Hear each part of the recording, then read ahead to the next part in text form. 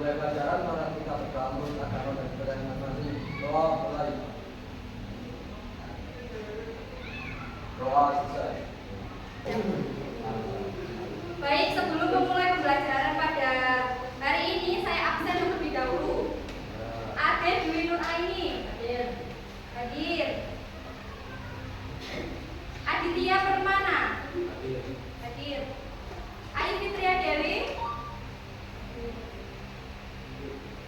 Cokro hadir.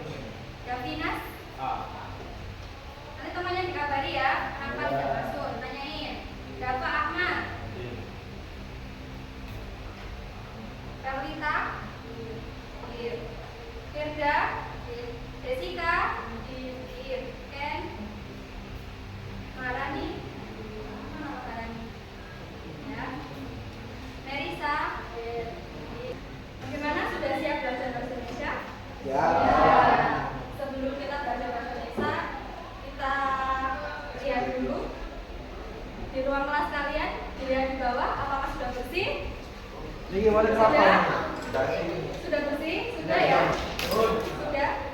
Sudah. Seragamnya dirapikan dulu, topinya dilepas kalau mau pembelajaran, topinya dilepas. Sudah? Sebelum kita mulai pembelajaran, kita mau nggak kita ice breaking dulu? Tapi ini yang baru. Jadi nanti kalau kalian berpasangan dua-dua, ya, dua-dua, dan nanti kalau saya bilang kalian tepuk boom di meja, kalau saya bilang Candy ambil permen satu yang di meja, kita dengan temannya lagi ya.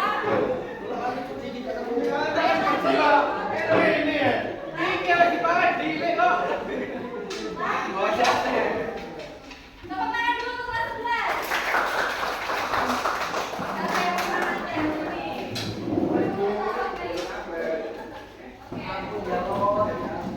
Ini agak panjang lagi.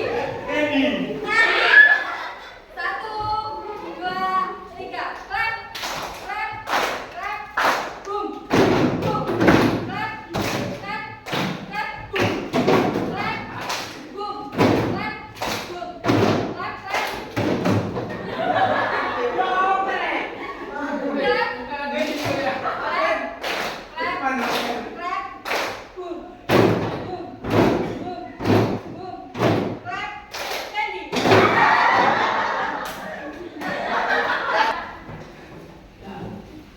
Hari ini kita akan belajar materi drama. Materi apa?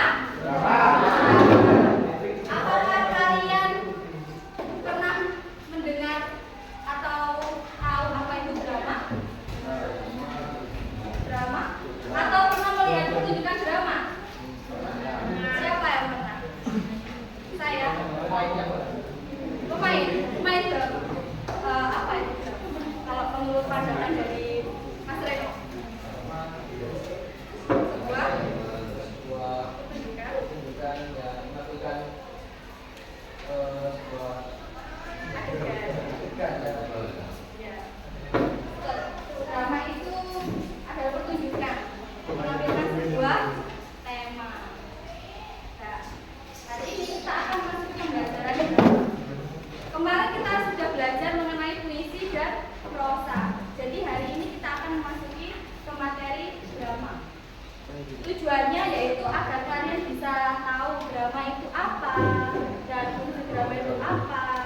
Kenapa kalian itu harus membuat drama? Baik, anak-anak, kita akan masuki materi yaitu drama. Unsur-unsur pembangun pertunjukan drama. Tadi sudah dijelaskan sedikit oleh Mas Reno kalau misalkan drama itu sebuah pertunjukan. Sekarang kita ke pengertian drama. Kata drama berasal dari bahasa Yunani, dari kata kerja dran yang berarti berbuat, to act, to do. Demikianlah dari segi etimologinya. Drama mengutamakan perbuatan, gerak yang merupakan inti hakikat setiap karangan yang bersifat drama.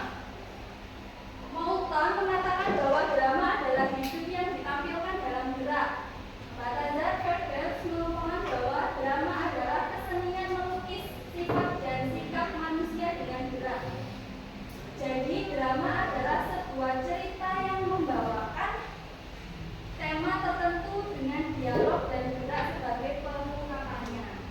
Itu adalah arti dari sebuah drama. Jadi drama itu pertunjukan yang menunjukkan gerak, dialog. Dialog itu apa? Dialog itu apa?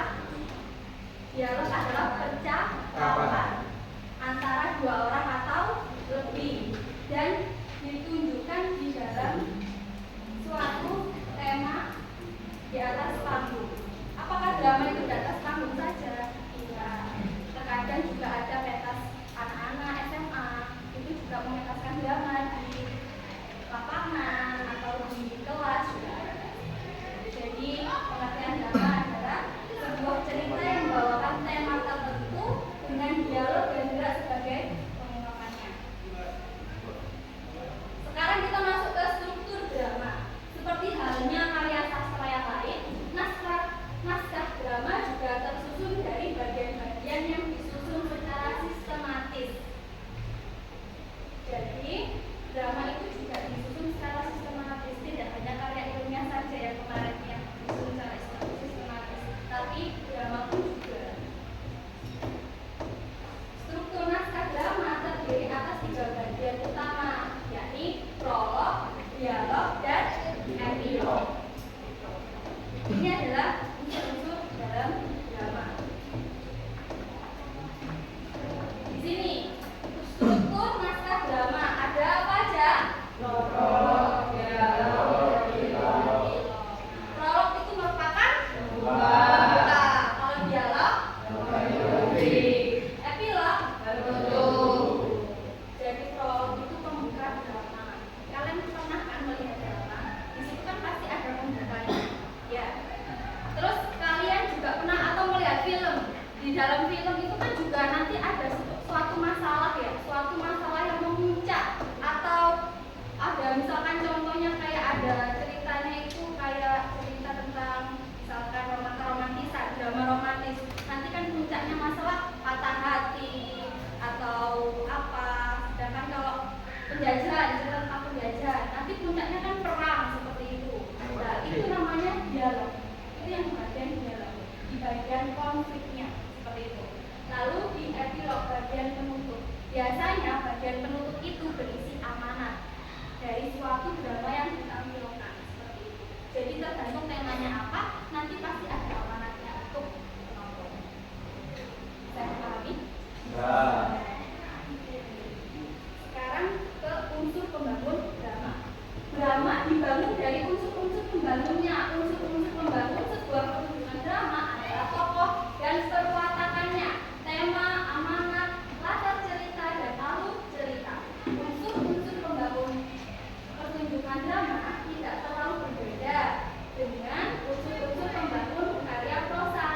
Hal yang berbeda antara unsur pembangun pertunjukan drama dan karya prosa adalah pertunjukan drama lebih menekankan penggunaan lakuan para tokoh dan dialog antar tokoh untuk menjelaskan jalan cerita.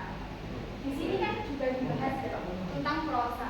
Jadi drama dan prosa itu berbeda atau sama? Berbeda. Kalau prosa itu bentuknya apa kemarin? Paragraf. Terus, sedangkan kalau drama itu berbentuknya percakapan, dialog. Seperti misalkan ibu tolong ambilkan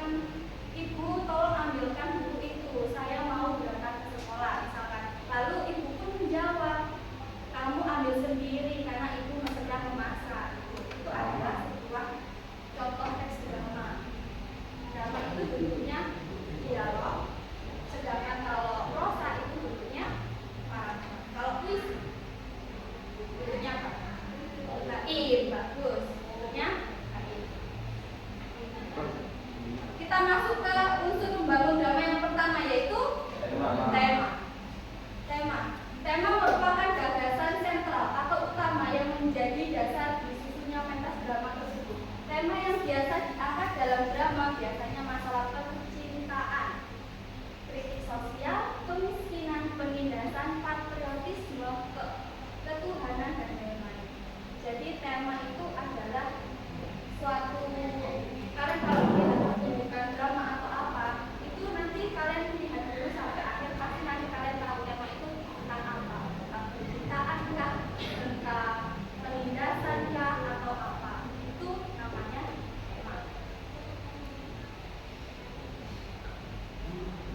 Lanjut kita ke alur atau plot. Alur atau plot merupakan jalinan cerita dari awal sampai akhir cerita.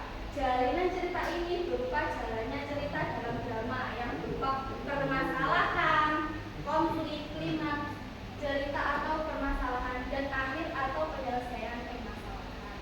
Hal ini biasanya bisa dirangkai dalam 3 kategori besar, yaitu prolog, dialog, dan epilog. Jadi, alur atau plot itu jalannya suatu drama dari pembuka, isinya apa, konfliknya apa, dan penutupnya. Itu namanya prolog, dialog, dan epilog. Seperti itu. Kita lanjut ke tokoh dan perwatakan tokoh. Tokoh adalah karakter-karakter yang terlibat dalam pementasan drama yang biasanya diiringi penggambaran perwatakan seperti baik, jahat, penyayang, pendendam.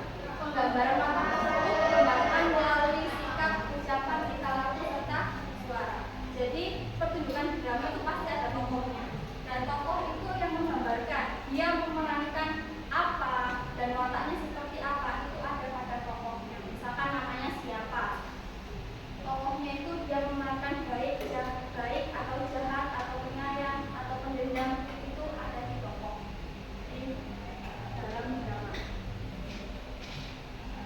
Dialog sekarang. Dialog tadi apa? Bagian konflik. Dialog itu percakapan. Ya, dialog adalah percakapan antar tokoh yang merupakan unsur utama dalam sebuah drama. Dalam dialog yang baik akan tergambarkan jalan cerita dan perwatakan para tokoh. Jadi drama yang baik itu tokoh itu mampu menceritakan dan membawa perannya dalam suatu tema atau cerita. Jadi akan membentuk suatu drama yang baik. Seperti itu. Dialog itu percakapan. Jadi misalkan kalau kalian berbicara dengan temanmu, saling berbicara, itu namanya dialog, percakapan. Kita lanjut ke latar atau setting. Latar atau setting adalah penggambaran latar kejadian dalam pentas drama. Latar ini bisa berupa latar tempat, waktu, dan suasana. Latar itu sama halnya dengan tempat, tapi dibedakan menjadi latar tempat, waktu, dan suasana. Misalkan tempatnya di mana, di sekolah kah, di ruang tamu kah, atau di mana. Terus latar waktu, pagi, sore, siang, malam, atau di situ kadang drama itu menunjukkan jam, itu namanya latar waktu. Kalau latar suasana itu seperti apa suasananya? Menegangkankah, kesedihan, atau ketakutan, itu namanya latar suasana. Bisa dipahami? Bisa. Lanjut ya. Amanat. Amanat adalah pesan yang tidak disampaikan oleh penulis naskah drama dan sutradara dalam pentas drama tersebut. Amanat itu biasanya ada di akhir dalam pertunjukan drama. Jadi itu berupa amanat itu kayak pesan yang disampaikan kepada penonton atau pembaca dalam drama. Misalkan kalau drama tentang kasih sayang seorang ibu, itu kan jadi pesannya kan hendaknya kita sebagai anak itu harus menyayangi ibu, seperti itu. Itu namanya pesan atau amanat. Petunjuk teknis. Petunjuk teknis merupakan petunjuk mementaskan atau mengaudioviswalkan naskah drama. Ini biasanya kalian pernah melihat drama. Drama ketika tokoh itu memerankan ada lampu sorotnya, disorot ke tokoh tadi yang mau berbicara atau menggerakkan apapun atau memerankan apapun, itu namanya petunjuk teknis. Jadi lampu yang disorot itu masuk dalam petunjuk teknis. Seperti itu. Pernah ya? Pernah lihat lampu yang disorot atau menyiapkan panggung atau properti, itu masuk ke dalam.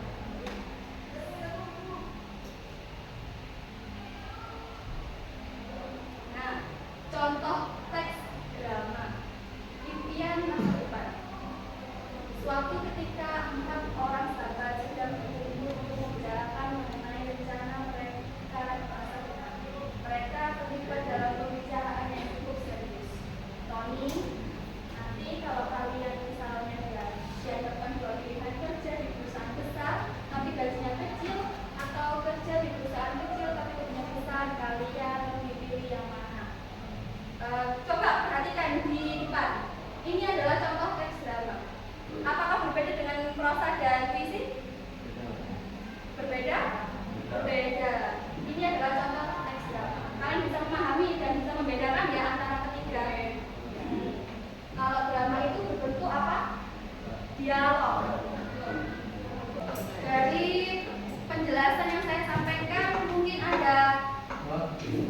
pertanyaan atau masih kurang paham, silakan.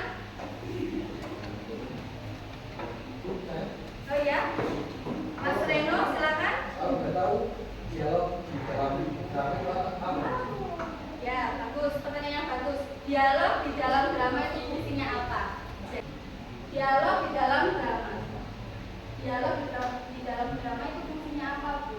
Dialog itu fungsinya untuk membangun suatu drama.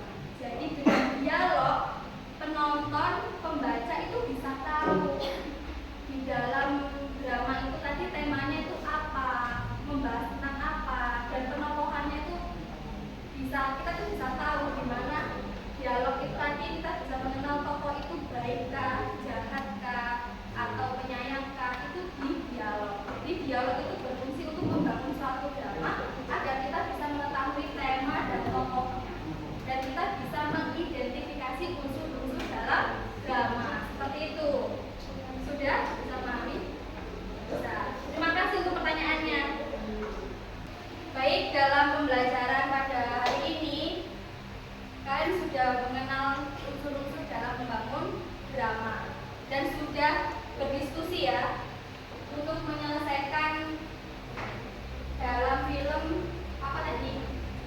Sekedar imajinasi.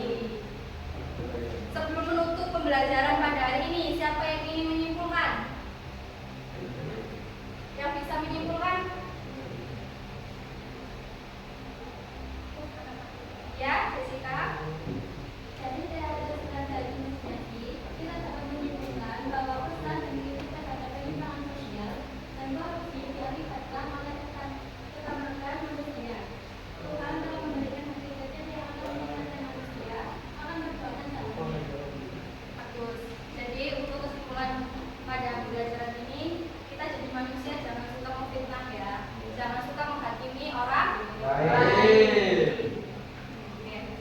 Baik, karena waktunya sudah habis juga, silakan ditutup pembelajaran ini dan pembelajaran ditutup dengan berdoa. Silakan ketua kelas untuk memimpin berdoa.